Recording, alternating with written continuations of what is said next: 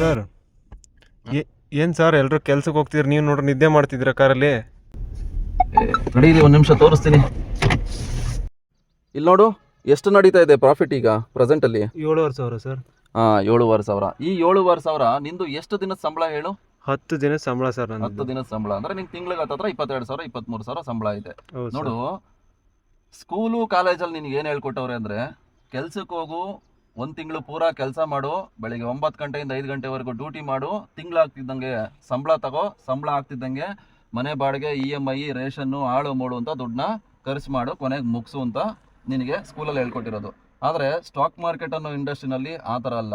ನಿನ್ನ ಹತ್ರ ಇರೋ ದುಡ್ಡನ್ನೇ ದುಡಿಸ್ಬೇಕು. ಇದು ಅರ್ಥ ಆಯ್ತಾ? ನೀನಿಲ್ಲಿ ಕೆಲಸ ಮಾಡೋ ಅವಶ್ಯಕತೆ ಇಲ್ಲ. ನೀನು ಕೂಡ ಸ್ಟಾಕ್ ಮಾರ್ಕೆಟಲ್ಲಿ ಕಲ್ತ್ಕೊಂಡು ಇನ್ವೆಸ್ಟ್ಮೆಂಟ್ನ ಮಾಡು, ಆಗ ನಿನ್ನ ಹತ್ರ ಇರೋ ದುಡ್ಡು ಕೂಡ ದುಡಿತದೆ.